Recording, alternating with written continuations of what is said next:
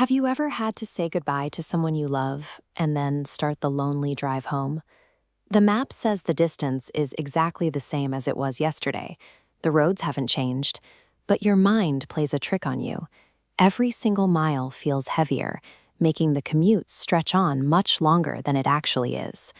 This strange psychological glitch, where our feelings warp our sense of time and distance, happens to almost everyone, and it was captured on paper over 400 years ago. William Shakespeare explored this exact feeling of emotional exhaustion in a work known as Sonnet 50. Naturally, Shakespeare wrote about riding a horse rather than driving a car, but the painful ache of physically moving away from someone special translates directly. The physical reality of the road combines with the emotional sting of the goodbye. Together, they create a uniquely heavy experience that crosses through the centuries. The poem opens with a simple setting. A rider moves slowly across a landscape, heading further away from the person he loves. As the journey drags on, the speaker starts to focus on his horse. The animal walks lazily, barely willing to take the next step.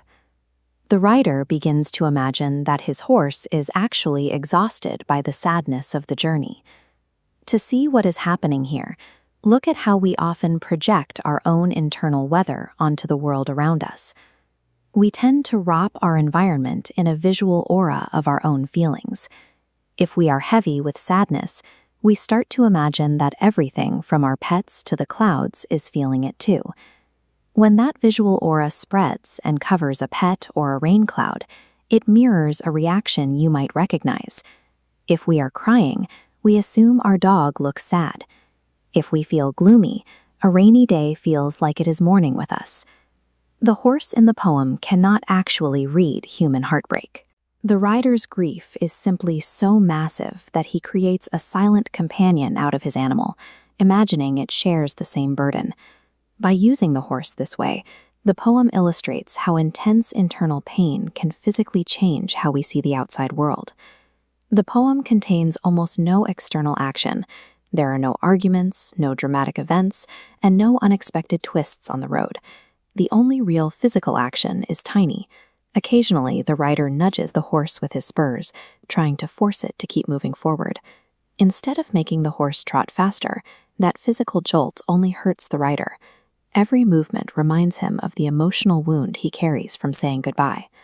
Shakespeare uses this tiny movement to show that every physical step he forces the horse to take forward feels like a painful emotional step backward. Even the words Shakespeare chose support this feeling. If you read the poem aloud, the slow, heavy rhythmic syllables actually mimic the plodding sound of a tired horse's hooves. It is a reminder that drama does not have to be loud to be life-altering. In this poem, the most exhausting journey is taking place entirely inside the human mind. Sonnet 50 belongs to a much larger historical collection, as we can see here on the title page of Shakespeare's published sonnets from 1609. These blocks represent the poems in order. Sonnet 50 sits in the middle of a miniature story. This trend line maps the emotional arc. It drops sharply at 49 during departure, hits rock bottom at 50, and angles upward at 51, imagining a hopeful return. Seeing the poem at the lowest point of the journey clarifies its true purpose. It captures the reality of how love and grief can stretch out time and make miles feel impossible to cross. If you've had a long commute after leaving someone behind, tell us in the comments. Your story shows that these feelings remain universal.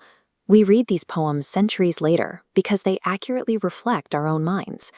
Shakespeare survives because he captures the physics of the human heart as it exists today.